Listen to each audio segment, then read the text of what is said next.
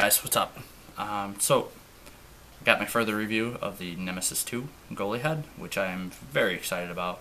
I did talk about it in my last video, but that was before I strung it up and actually got a chance to bring it to the field and test it.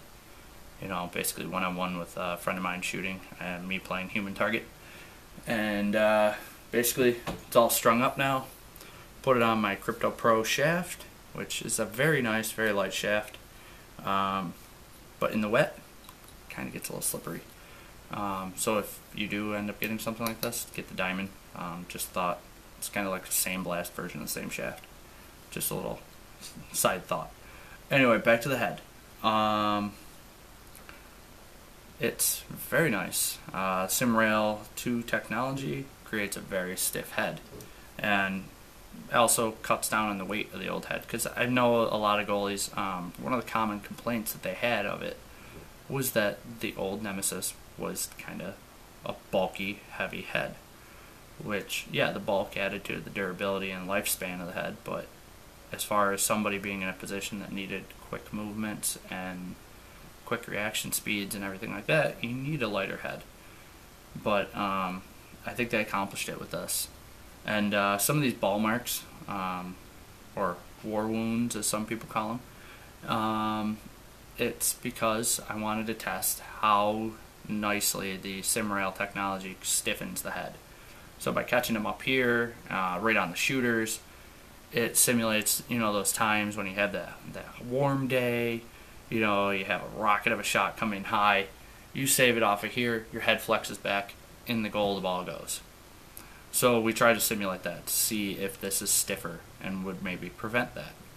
So we went about it. He just took some bombs from 10, 12 yards, you know, and then he came in a little bit, took some from there, and yeah, it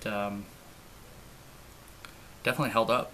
I mean, as you see, it's, you know, still here, still with us, so that's a bonus. And the stringing, I couldn't be any more proud of.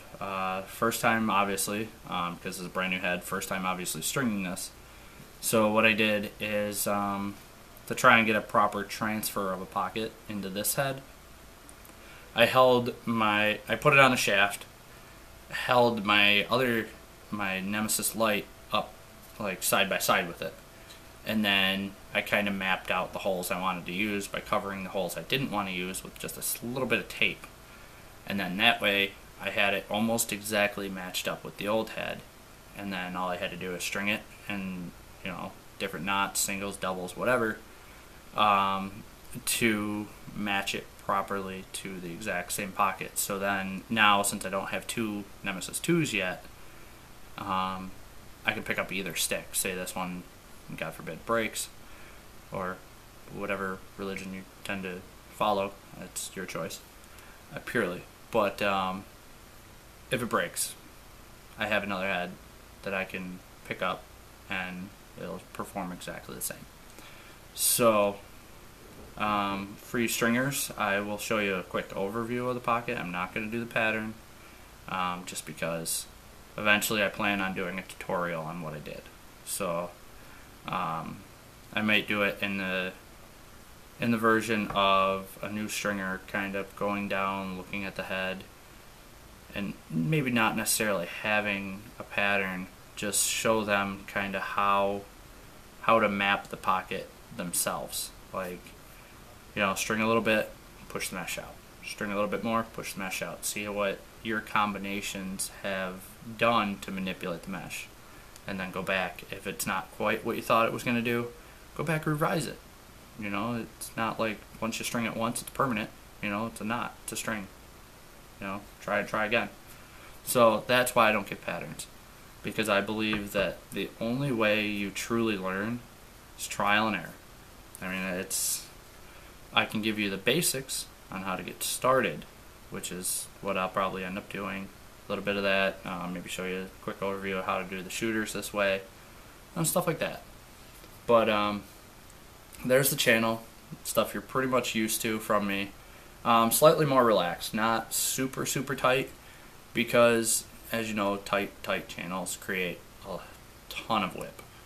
I wanted it to be a little lighter on the whip scale, yet still, you know, have the hold and, you know, still be able to be a functional goalie stick, saving the ball, and not just saving it like as far as blocking it, but saving it as in catching it as well, like catching no rebound type of thing. So a lot of you guys also think that a big pocket helps with your rebound control. Purely soft hands. One of the guys I string for uses what a lot of people would call a girl's pocket, tennis racket, you know, stuff like that. And from what I've seen in some of the videos, he still catches the ball. So it's all hand control. That's not necessarily needing a big pocket. I prefer it just because, you know, that's what I've always used. But just to prove my point, maybe one of these days I'll actually pick up a girl's stick and play catch with a buddy of mine just to prove my point. So, yeah, that's maybe a future video idea down the road that I just sprouted. But anyway, back to the head. It's a great head. I would suggest it, especially if you're anybody that absolutely loves the Nemesis family. Go with it. Totally do it. It's well worth the price point. It's a little more than the new Under Armour headline. Not quite as much as the Shield. It's kind of right there in the middle. Very competitive dollar price point that they're asking. So I got this for, I believe it was $99.99 from SportStop. So I know the other sites also do still sell them too, like Lacrosse Monkey. I think they just posted it the other day. So if Lacrosse Monkey's closer to you, I would suggest maybe using them. Pretty much every website, lax.com, they all have their lowest price guarantee.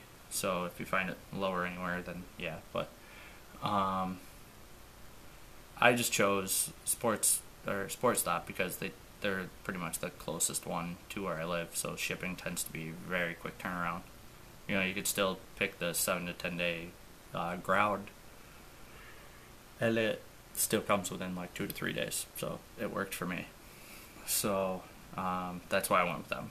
I always had great customer service with them too. So aside from giving my backing to that company in this video, which wasn't my intention fully, I think the stick came out great. Matches my helmet nicely with the purple and gold. My helmet is matte gray and purple with a gold face mask. So that's what I intended. I did not, however, intend on it being the same colors as the Iroquois national team. I just wanted to match my helmet. And it was purely by accident that it looks like the Iroquois Nationals. But in turn, that is a team I respect. They are pretty much the ones that created this game we all know and love. So you got to show respect. And otherwise, some of the cool things I did with this. New bottom string, which in one of my tutorials I'll show you. It's really, really easy. Kind of stupidly easy, almost to the point you don't need a tutorial on how to do it, but I will. And yeah, so some cool things coming to the channel. Otherwise, yeah, head out, hit the wall, play some lacrosse. I think I'm gonna hit the nap, and yeah, I'll talk to you guys later. Thanks for watching.